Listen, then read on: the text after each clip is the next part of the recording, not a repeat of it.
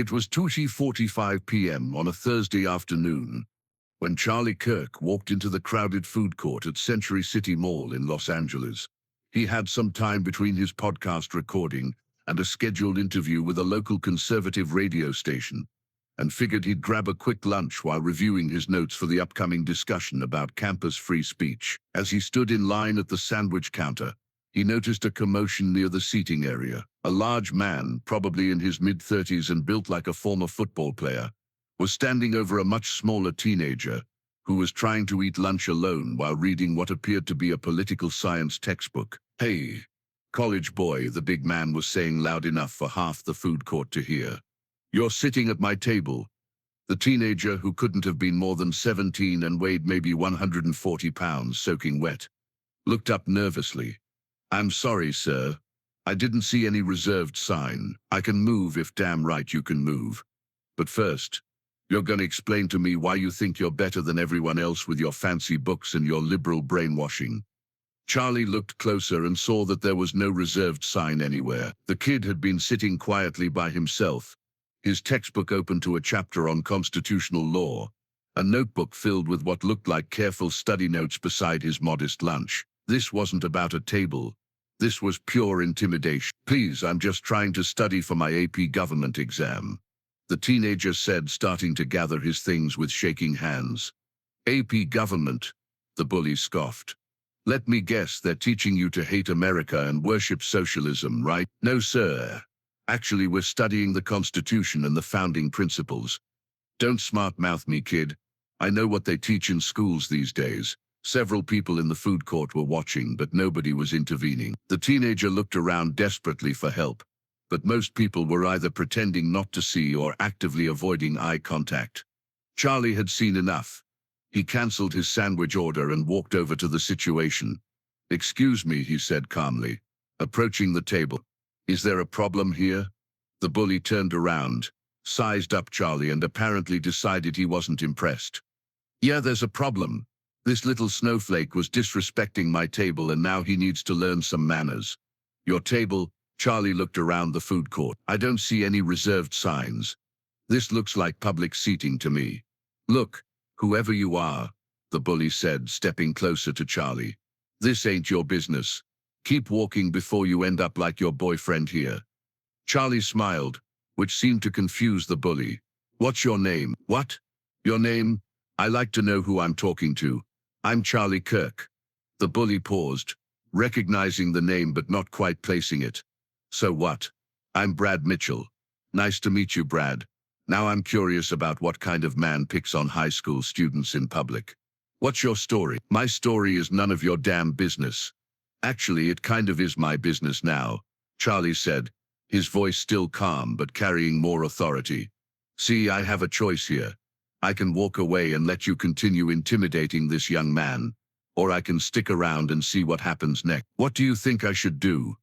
Brad looked around and noticed that more people were watching now. "I think you should mind your own business before I make it your business." "Threats now? Interesting." Charlie pulled out his phone. "You know what? Let me help you out. I'm going to record this conversation so we can all be clear about what's happening here. Put that phone away." "Why? You seemed pretty confident about your position 30 seconds ago. What changed?" The teenager, still sitting at the table, looked back and forth between Charlie and his tormentor with a mixture of hope and terror. "Look," Brad said, his voice slightly less aggressive now. "The kid was being disrespectful. I'm just teaching him some respect." "How exactly was he being disrespectful?" He was sitting there acting all superior with his college books and his liberal education, his high school AP textbook about the Constitution. That's not the point." "Then what is the point?" Charlie asked. "Help me understand. You're a grown man, probably 30 pounds. This young man is maybe 140 pounds, and was sitting here studying American government. Where's the disrespect?" Brad was clearly getting frustrated with Charlie's calm questioning. "You don't understand? Then explain it to me, and to everyone else who's watching." Charlie gestured to the growing crowd of onlookers. "Explain to all these people why this situation required your intervention." "I don't have to explain anything to you. You're right, you don't. But let me explain something to you. Charlie's voice remained calm, but there was steel underneath it now. This young man was sitting here peacefully, studying the Constitution, the document that protects his right to be here, by the way. You decided to turn his study session into a nightmare for your own amusement. That tells me everything I need to know about your character. My character? You don't know anything about me. I know you're a bully. I know you pick on people who can't fight back. I know you get some kind of satisfaction from making others feel small and powerless. Brad's face was getting red. Watch your mouth. Or what? You'll do to me what you were planning to do to him. Charlie stepped closer. Here's the thing about bullies. They only pick fights they think they can win. So let me ask you something. Do you think you can win this one? I could take you down right now. Maybe, but are you prepared for what happens after that? Are you ready for the assault charges, the video that'll be all over social media, the explanation you'll have to give your employer about why you attacked a conservative commentator in a mall food court? Brad hesitated, clearly not having thought through the consequences, because that's what this is now. Charlie continued, this isn't just you picking on some random student anymore. This is you threatening a public figure in front of dozens of witnesses. How do you think that's going to work out for you? The teenager finally spoke up, his voice barely audible. I can just leave. I don't want any trouble. Charlie turned to him. What's your name, young man? Kevin. Kevin Chen. Well, Kevin Chen, you're not going anywhere. You have just as much right to be here as anyone else. Charlie looked back at Brad. In fact, I think Kevin was here first. So if anyone should leave, it's the person who showed up and started causing problems. This is bullshit, Brad muttered. Is it? Let me ask you something else. Why are you really doing this? What do you mean? I mean, what's going on in your life that makes you feel the need to intimidate teenagers in shopping malls? Because this isn't about a table. This is about something else. For the first time, Brad's aggressive facade cracked slightly. You don't know what you're talking about. Maybe not. But I know that hurt people, and you seem like someone who's carrying a lot of hurt. The unexpected compassion in Charlie's voice seemed to catch Brad off guard. I'm not. I don't. Look, Brad, I don't know what's going on in your world. Maybe you're having a bad day, a bad week, a bad year. Maybe someone's been making you feel small, and you thought you'd pass that feeling along to someone else. But Kevin isn't responsible for whatever's eating at you. Brad looked at Kevin, then back at Charlie, then at the crowd that had gathered. For a moment, something almost like shame flickered across his face. I lost my job last month, he said quietly. My wife says I'm a failure. I came here to think, and I saw him sitting there with his books, looking like everything was easy for him. Charlie nodded slowly. So you decided to make his day as bad as yours? I guess, yeah. How's that working out for you? Do you feel better now? Brad looked around at all the people staring at him, then down at Kevin, who was watching the exchange with wide eyes. No, he admitted. I feel like crap. Charlie sat down at the table across from Kevin. What's your name again? He asked Brad. Brad Mitchell. Sit down, Brad. What? Sit down.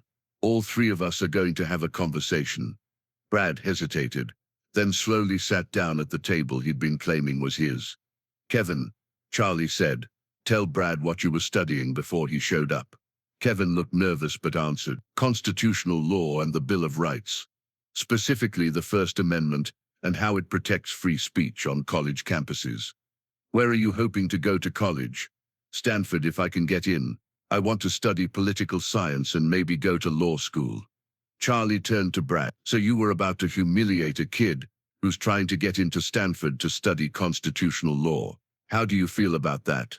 Brad stared at the table. Pretty awful. Brad, what did you used to do for work? I was a construction supervisor. 15 years with the same company. That's skilled work. Important work. Kevin, did you know that constitutional lawyers and construction supervisors actually have more in common than you might think? Kevin looked interested despite the awkward situation. How so? Both jobs require understanding complex systems, managing details, solving problems under pressure, and building things that last. Brad looked up at Kevin for the first time without hostility. Yeah, I guess. I've overseen some pretty complicated projects. Kevin, Have you ever thought about how the infrastructure that supports our legal system gets built? The courthouses, the law schools, the government buildings? Not really, but that's a good point. Charlie leaned back in his chair. Brad, losing your job isn't the end of the world, and taking out your frustration on Kevin wouldn't have changed anything about your situation. I know. I was just angry. At who? At my boss who laid me off after 15 years. At my wife who says I'm not ambitious enough. At myself for not seeing it coming. And at Kevin for having something you felt like you'd lost. Hope for the future? Brad nodded, looking ashamed. Kevin, Charlie said, what do you think Brad should do next? Kevin thought for a moment. Maybe he should focus on finding a new job instead of picking on people who aren't responsible for his problems. That's fair. Brad, the kid's right. I was being an ass. You were. But here's what I think happened. I think you're scared. Losing your job, your wife's criticism. That's enough to make anyone feel powerless. And when people feel powerless, sometimes they try to exert power over someone else to feel in control again. Yeah, that's probably right. But did it work? Do you feel more in control now? No, I feel worse. Charlie pulled out his phone and scrolled through his contacts. Brad, I want you to call this number tomorrow morning. It's a friend of mine who runs a construction company here in LA. Tell him Charlie Kirk gave you his number, and tell him what happened here today. All of it. What? Why would you? Because I believe people can change. Because I think you're better than what you showed us today. And because sometimes when we're at our lowest point, we need someone to remind us that we're not our worst moment. Brad stared at the phone number. What if he doesn't want to hire someone who was bullying kids in mall food courts? Then he'll tell you that. But what if he respects the fact that you're owning up to your mistake and trying to do better? Kevin spoke up. For what it's worth, Miss Mitchell, you seem like a different person than you were 15 minutes ago. Brad looked at Kevin with something approaching respect. You're pretty mature for a high school student. I'm 17. And you're pretty different when you're not trying to intimidate people. Charlie stood up, gentlemen. I think my work here is done. Brad, you're going to call that number tomorrow. Kevin, you're going to ace that AP exam and get into Stanford. And both of you are going to remember that we're all fighting battles that other people can't see. As Charlie prepared to leave, Brad stood up. Mr. Kirk, why did you do all this? Why didn't you just call security or walk away? Because I've been Kevin before, the young guy getting picked on for trying to improve himself. And honestly, I've been you before too, angry at the world and looking for someone to blame. The difference is someone showed me a better way. What better way? That your pain doesn't give you the right to hurt other people. But it also doesn't make you irredeemable. Everyone deserves a chance to be better than their worst moment. 3 months later, Charlie received 2 messages on the same day. The first was from Kevin. Got accepted to Stanford with a full academic scholarship. Thanks for showing me that standing up for yourself doesn't always mean fighting back. The second was from Brad. 8 weeks into the new job. My boss says I'm the best supervisor he's hired in years. My wife and I are going to counseling and things are getting better. Thanks for giving me a second chance when I didn't deserve. Charlie smiled and showed both messages to his podcast producer. Sometimes, he said, the best content comes from real life. And sometimes the best real life comes from remembering that everyone has a story worth understanding. Because the truth is, in every bully there's someone who feels powerless. And in every victim there's someone with more strength than they know. Sometimes all it takes is one person willing to see both sides and help write a better ending.